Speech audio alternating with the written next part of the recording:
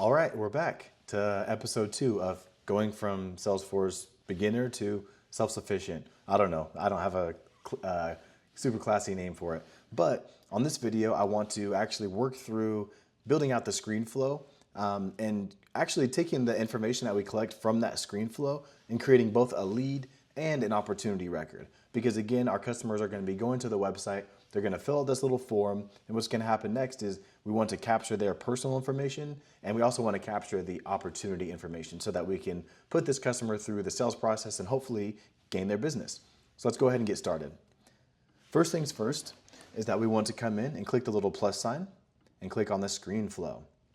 So in my flows, I like to actually name my screen flow elements pretty standardly, just so that I can easily find them and know what they're going to be doing if I want to use them in another area of the flow. Maybe I have a formula upcoming and I start to look through the different elements that I have built out and I'm like, oh, this one just says welcome screen, or sorry, welcome flow. I don't know what that means. So what I like to do is say customer information, oops, if I can spell, screen.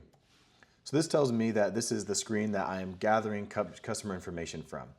Now, Salesforce Flow has made it very, very easy on gathering information from your customers, because now you used to have to go in and do a little bit more work, but now you can actually just type in name, drag this over, and this is going to allow your customers to come in and put in their first name and their last name. So as we go over here and we look on the side, there's so many options and they can be a little bit overwhelming. But the first thing that you need to do before you can even save and activate your flow is give it an API name. One thing to know is that there can be no spaces in the API names anywhere in Salesforce. So make sure that you either truncate your word all the way down to, or your name all the way down to one single word, or use underlines. So for example, this one will be gather customer name screen. And then down here, I can select the fields to display: first name, last name, middle name if I want to, but we're not going to mess with any of that. And you can even put in default values. So, if you want to say, tell me your first name, tell me your last name, whatever that is, then you can fill in information right here, but we're going to leave those blank.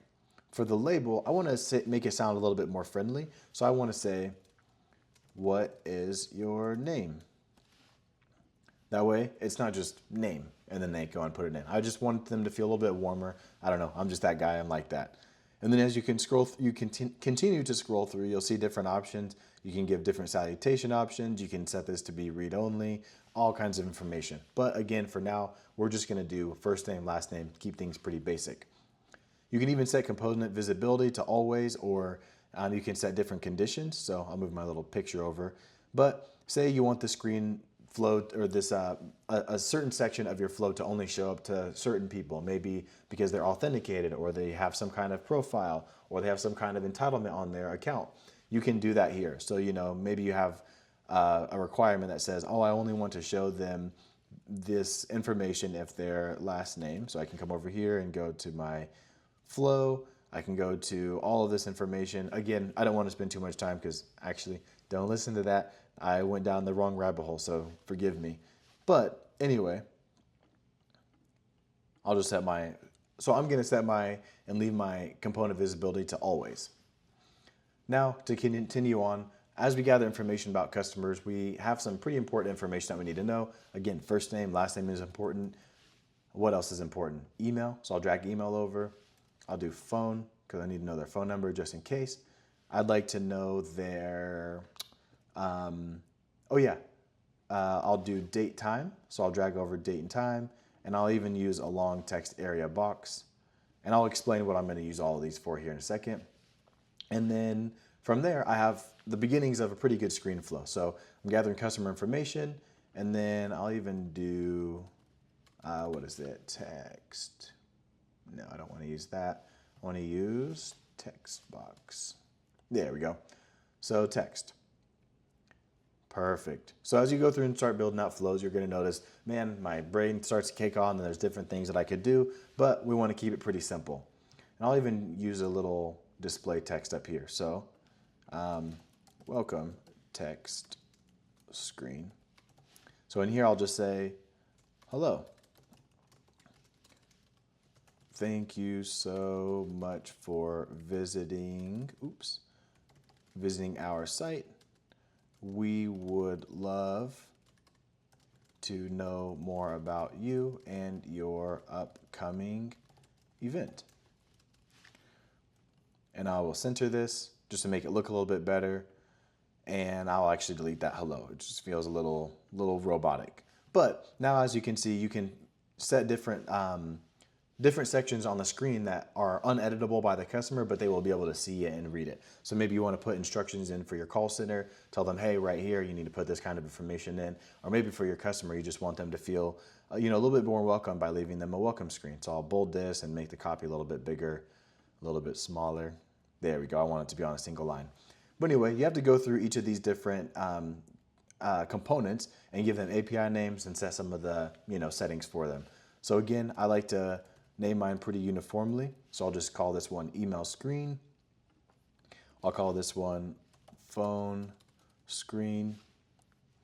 And then date and time. This is the one that's going to be really helpful. The first couple of boxes that we have here are really lead information. And now we're going to be moving actually over to opportunity information. So over in my lead information, I want to give it the label of, for my date and time information, I want to give it the label of date and time of your event. Or I'll just say, when is your event? Perfect. That looks pretty good. And then over in my long text area, I'll actually say, tell us about your event. And then down here in my default value, I'll just say something along the lines of, what are your dreams for the event? How can we help make your day special? We want to know it all. Nice. And then over here in this text box, I'm actually just gonna, I think I'm gonna switch this to number. Yeah, I'll switch this to number because this is actually gonna be the budget line. So I'll drag this down and I'll actually put this before the tell us about your event. So I'll just say budget. And for my default value, I will leave that blank for now. Yeah, awesome.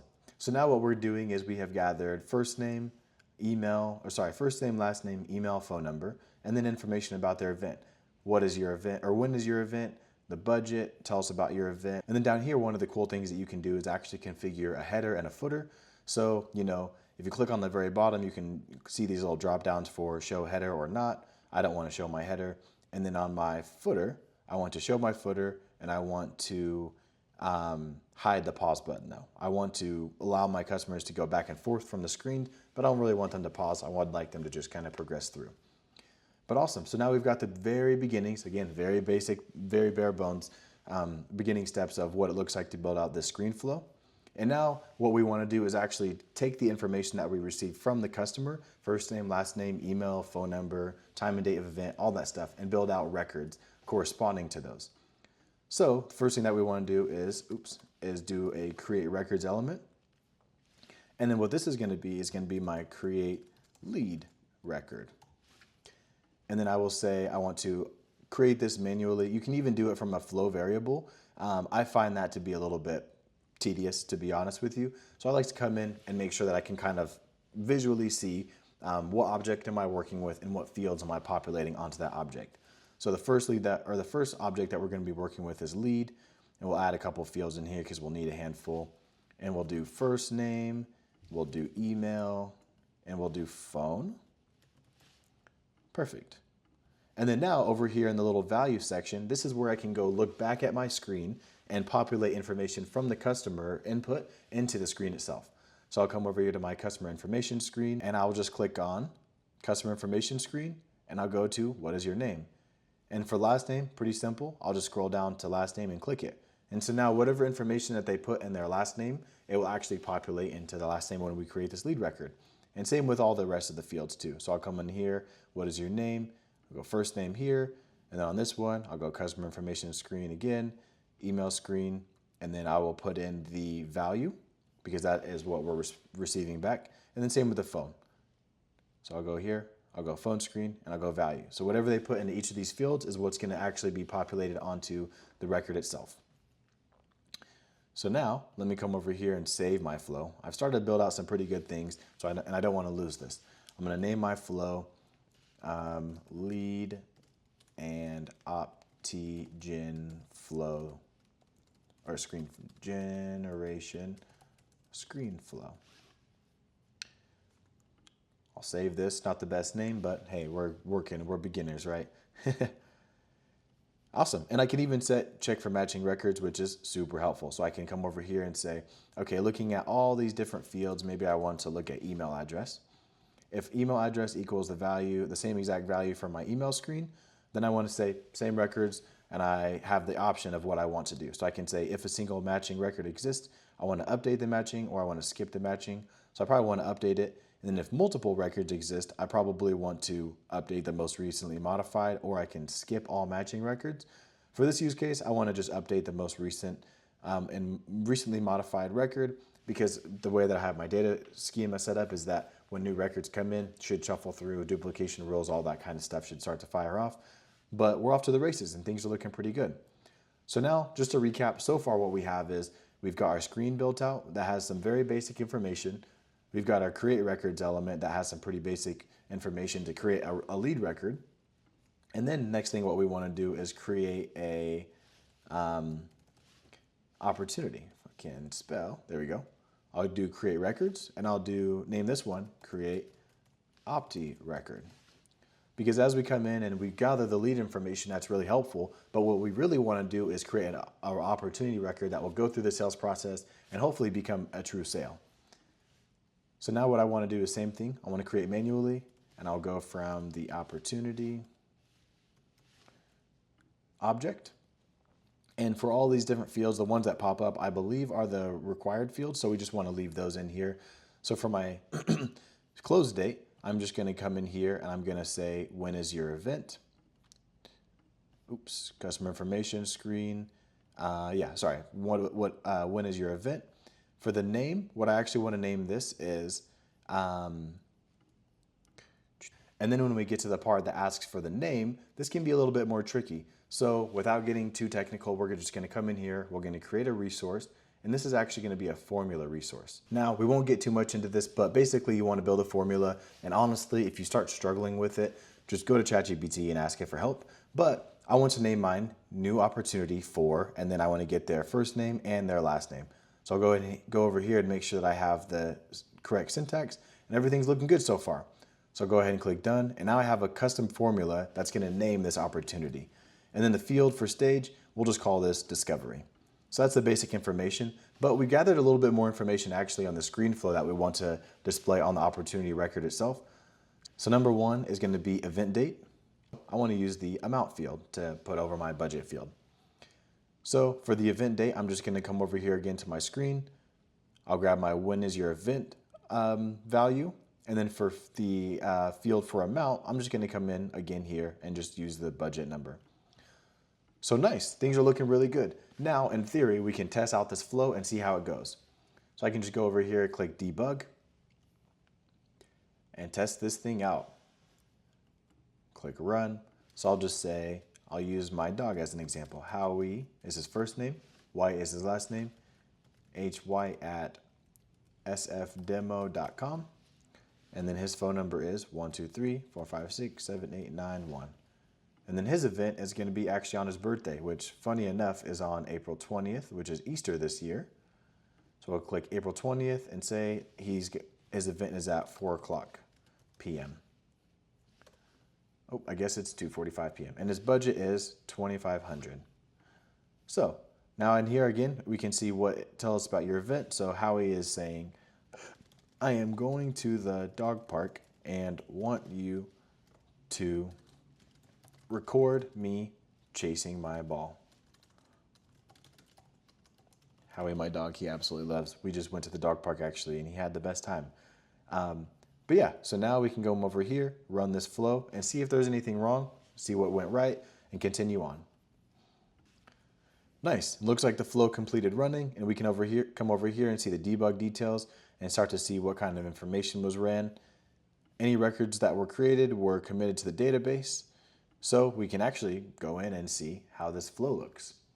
So let's come over here and drag over my opportunities window and see if it actually ran. I don't think I set the flow to be that way, but I guess I did. So yeah, now you can see new opportunity for Howie White. If I come in here, you'll start to see all of the information that I used for the flow came on over. So that is awesome to see. There's my opportunity. But what are some things that you notice that are kind of off about this? So first of all is Howie White is one word. I'd like to put a space in there. Really awesome that the amount came over, so that's awesome. But I don't see that it's related to anybody. So I don't know who this is actually related to. It came from someone named Howie White, that's awesome. But who exactly is Howie White? And why is Zach White the opportunity owner right off the bat? We'll get to this in the next video, but just know we have started the very beginning stages of creating a screen flow that then creates a lead and an opportunity. So also let's go check out this lead record that we just created. There it is, we got Howie White. Same thing. We come in here, we see, oh, we don't have his title, we don't know his company name. That stuff might not be important, but the phone number came over, the lead status came over, the email address came over. A lot of this information that we were looking for came on over, so that's awesome. But whenever I come over to the related list, one thing that I don't see is an opportunity related. Now, again, like I said, in the next video, we will talk about connecting that lead and that opportunity record and continuing to kind of build this thing out to be a little bit more robust. But hope this was useful. If you have any questions, please feel free to reach out in the comments, and I'll see you next time.